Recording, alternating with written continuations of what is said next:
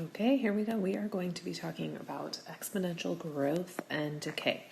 Now, for those of you who prefer formulas, we are going to be using a lot of formulas in this lesson. That's why I'm doing it this way so that you can see them.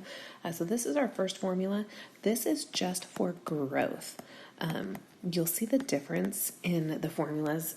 Growth means you're adding, so that's why we have this plus symbol right here. Decay means that you're taking away, so we'll end up subtracting there, and then we'll be doing one other formula that you have probably seen before, but it's with interest when we compound it, meaning the interest continues to accumulate over a period of time. So the first one we do here is exponential growth. So this would be like if you have an investment in something and it continues to grow and get better. So our first example we're going to take from the bottom of page 747. It says that an investment is increasing at a rate of 8% per year. So I'm going to go ahead and write that, our 8%. And then its value in 2000 was $1,200. So I'm going to assume that that's probably our beginning point is $1,200. Write an exponential growth function to model this situation and find the investment's value in 2006. So the first thing we want to do is we want to take this information right here and we're going to plug it into a formula like this. So we're going to say y equals our original amount, which is 1,200, times 1 plus our rate has to be written as a decimal. So 1 plus 0.08. Remember, we just moved that decimal spot 2 places. And then to the power of t, and our time is in years. So this is our exponential function first. Then it says to find it in the year 2006. Well, if our original value was in 2000, then our time is going to be 6 years because it's 2006 is 6 years later. So now I'm going to go ahead and take this information. I'm going to say y equals 1,200.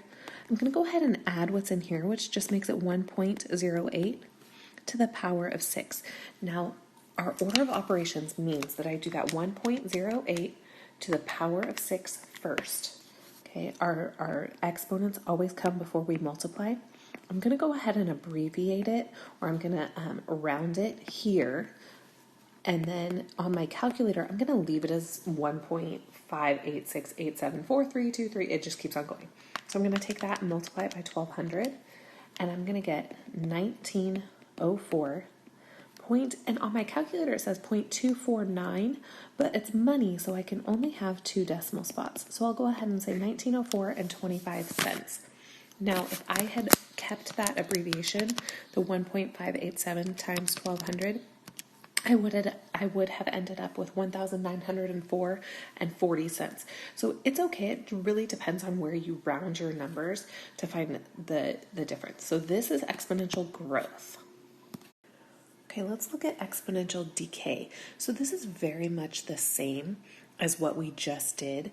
I skipped one example, so I'm now going to be on page 749 looking at exponential decay. The only difference here is notice when you decay, you subtract the rate.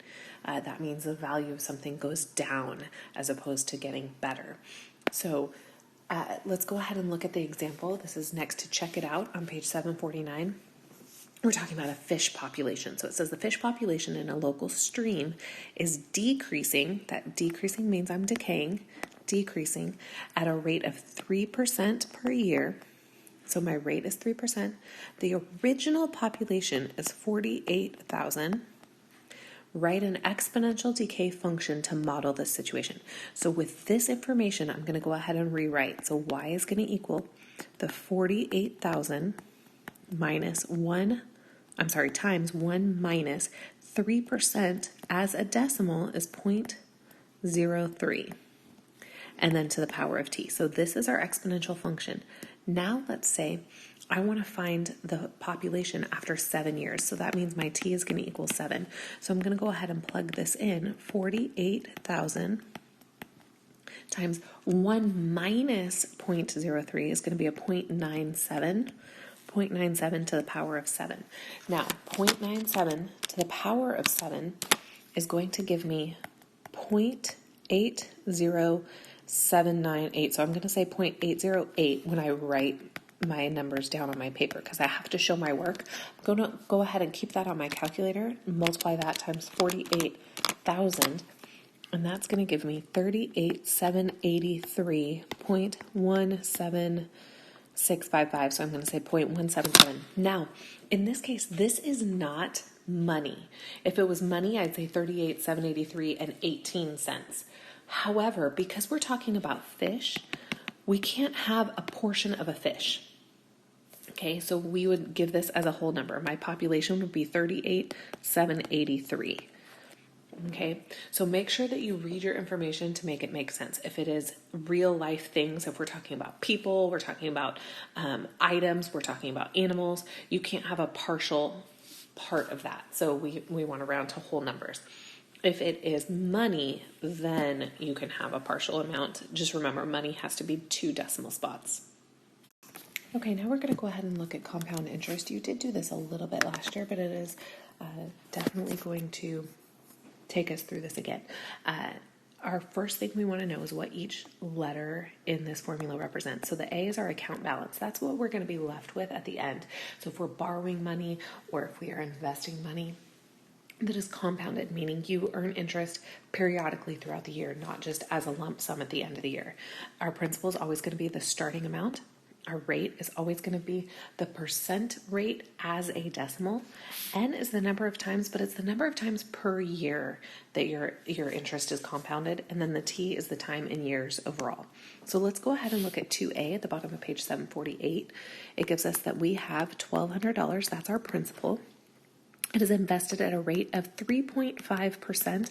I'm going to go ahead and here write 0.035. I do want to use all of my decimals. I do not want to round this at all, so I would move that decimal twice, so it's 0.035. And it says that it's compounded quarterly. Quarterly means 4, so how many times per year? 4 times per year, and then in the course of 4 years. So let's go ahead and plug this into our formula. So our A is what we're trying to find out. Our principal is our 1,200 times 1 plus, and I'm going to do 0.035 over 4, and then n times t, which is going to give me to the power of 16. So let's go ahead and work inside of our parentheses first. So I have this that I've got to work out first. 0.035 divided by 4. It's going to give me a very small number, but I'm going to go ahead and add 1 on my calculator. I get 1.00875. Now again, I'm going to plug this in. I'm just going to rewrite everything. I'm going to take that, I do that to the power of 16, which is going to give me 1.14957. It's going to keep on going on and on and on. I'm going to leave it on my calculator, but I can abbreviate it here. I can simplify it here, round it. That number times 1,200 is going to give me 1379 point. It's going to say 488, but because it is money, I want to round to 2 decimal spots. So if it's 488, it's going to be 0.49. I always want to have my dollar sign, and there it is. Let's go ahead and do 2B. So again, I'm going to use the same formula, principal times 1 plus the rate divided by the number of times per year to the power of n times t. So 2b, it gives me the principal is 4,000. The rate is 3%. Again, as a decimal, that's 0.03, not 0.3. 0.3 is 30%. So we want to move the decimal spot twice. Compounded monthly. So if there are 12 months in a year, how many times is going to happen per year? It is 12 times per year. And then over the course of 8 years. So let's go ahead and plug this in. I have 4,000 times 1 plus the rate is 0.03 over 12 to the power of n times t. So 12 times 8 is 96. That is quite a large number, and that's okay because we have a calculator to do it for us. So our first step is working within the parentheses. 0.03 divided by 12. I'm going to leave that on my calculator and then add 1. So I get 1.0025. That's going to help if you end up with something that would look, like it had a little negative exponent. It's because it's a smaller decimal, depending on what you have your calculator set up as. So now we want to take this number, that 1.0025 to the power of 96.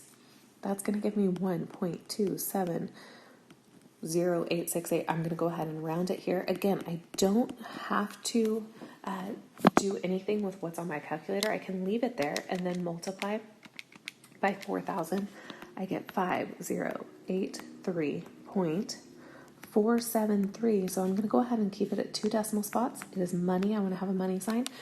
So now I noticed that when I did this, I rounded it on my page, but I just kept the information on my calculator. Your numbers may vary depending on if you round and use this to multiply by 4,000, but I definitely want to see each step. Notice I did my work on my calculator, but I showed each step along the way. All right, this is the last portion of this lesson. I know this is a longer one. So the last part is half-life. So this is going to be used in science quite a bit. If you happen to be watching the news right now, you will see this when we talk about disease. How long does it last? What is the half-life? Meaning, how long does it take for it to cut in half? For a virus or for an element in science, whatever it is, what is that half-life? And then it'll continue to diminish. So let's look at this information. The A is the overall result, what we will end up with. Our P still is that principal or that beginning amount, 0.5, because we're working with a half-life. And then the T, the difference here is the number of times the half-life occurs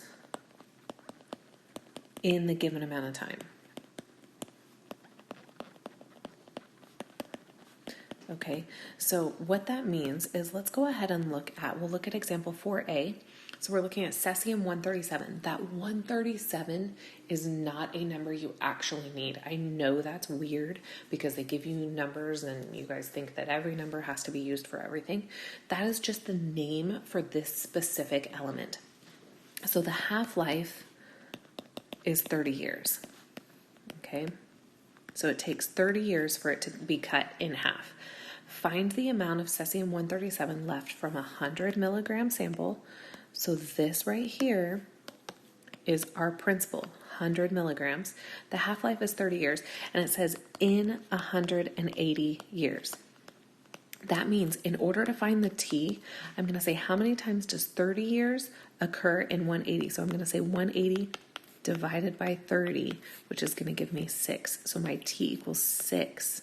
Okay, so now I'm going to say this 100 milligram sample times 0.5 to the power of 6. So 0.5 to the power of 6, I always do the exponents first. It's going to be 0.0156. So I'm going to say 0.016 times 100. And it's going to give me 1.5625, depending on where you rounded here. If you kept it rounded on your calculator or if you kept what was there, 1.5625. Now we want to look back at the label. It is milligrams, so it's going to be, milligrams is going to be left in a sample of 100 milligram sample. Over 180 years, you're going to be left with 1.5625 milligrams.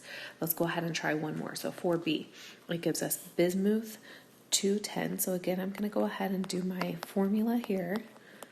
Okay, bismuth 210. I don't need that 210. It has a half-life of 5 days. Okay, so we want to take that information. We don't know our T yet because we don't know the end result. Okay, so 5 days. Find the amount of bismuth 210 left from a 100 gram sample. Okay, so P is going to equal 100 after 5 weeks. Well, so if we have 5 weeks, okay, we've got to change that into days. So 5 times 7 is 35 days. Then I need to take that 35 and divide it by this right here, the time of the half-life. So 35 divided by 5 is going to give me 7. So my T equals 7. Now I plug it back in. So my principal times the 0.5 to the 7th power. So 0.5 to the 7th power is 7. Oh, just kidding. It's going to be 0.0078125. So 0.0078, I'm just going to go ahead and leave it like that, times 100, and I'm going to get 0.78125. This was in grams over here, So it's going to be 0.78125 grams is left after 5 weeks. Okay, I hope that helps. Let me know if you have any questions. I know there's a lot to this lesson.